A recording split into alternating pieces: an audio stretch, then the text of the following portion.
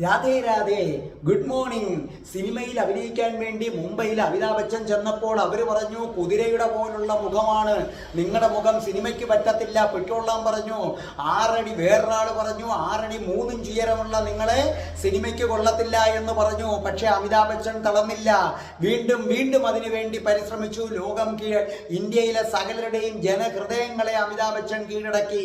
മേളയിൽ മമ്മൂട്ടി അഭിനയിക്കാൻ ചെന്നപ്പോൾ അവർ പറഞ്ഞു, ശബ്ദം ശരിയല്ല, ഇയാളുടെ ശബ്ദം വേറൊരാളെ കൊണ്ട് ഡബ് ചെയ്യിക്കണമെന്ന് പറഞ്ഞ് മരിച്ചുപോയ ശ്രീനിവാസനെ കൊണ്ട് ഡബ് ചെയ്യിച്ചു.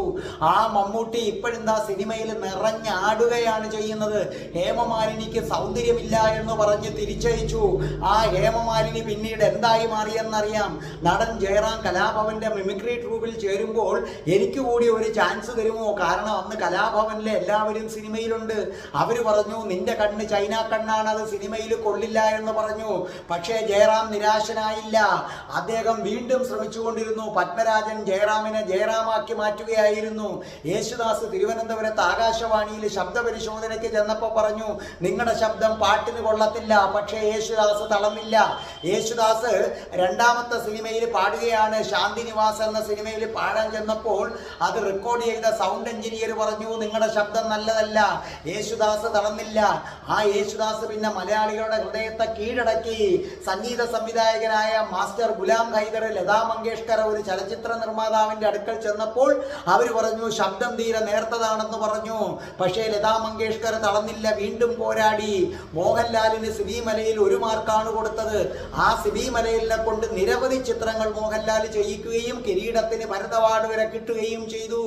അതെ, സ്വന്തം ശബ്ദമില്ലായ്മയിൽ സ്വയം കാണാൻ കൊള്ളത്തില്ല എന്ന് പറഞ്ഞ് സ്വയം പരിഹസിച്ചുകൊണ്ടാണ് ശ്രീനിവാസൻ ജനഹൃദയങ്ങളെ കീഴടക്കിയത്. ഇന്ദ്രൻസിന്റെ ആ ശരീരപ്രകൃതി, അയ്യോ, അതുകൊണ്ട് ഒരിക്കലും അദ്ദേഹം ദുഃഖിച്ചില്ല. പക്ഷെ അതുകൊണ്ട് മാത്രമാണ് അദ്ദേഹം പിന്നീട് സിനിമയിലേക്ക് വരികയും പിന്നെ തന്റെ അഭിനയം കൊണ്ട് തിളങ്ങുകയും ചെയ്തത്. കണ്ടിട്ടില്ലേ ഓംപുരി മുഖത്തെ കുത്തുകൾ? എത്രയോ തവണ സിനിമയിൽ നിന്ന് തടഞ്ഞതാണ്. അദ്ദേഹം പിന്നീട് ആരായിട്ടാണ് മാറിയതെന്ന് നിങ്ങൾ കണ്ടില്ലേ? അപ്പൊ നിങ്ങളൊരു കാര്യം ആലോചിക്കുക, ഒരു കാരണവശാലും ആരെങ്കിലും നിങ്ങളെ കൊള്ളത്തില്ല എന്ന് പറഞ്ഞാൽ തളർന്നു പോകരുത്. തളർന്നു പോകാതെ നിങ്ങൾ ധീരമായി മുന്നോട്ട് പോകണം. കുറച്ചു കഴിയുമ്പോൾ ആരാണോ നിങ്ങളെ കൊള്ളത്തില്ലെന്ന് പറഞ്ഞത് അവര് തന്നെ പറയും, നിങ്ങൾ നല്ലതാണ്, വളരെ നല്ലതാണ്. ഒരു ഇൻസൾട്ടിൽ നിങ്ങൾ തളർന്നു പോകരുത്. ആര് നിങ്ങളെ ഇൻസൾട്ട് ചെയ്താലും തളർന്നു പോകരുത്. പകരം ഫീനിക്സ് പക്ഷിയെ പോലെ തിരിച്ചു വരണം.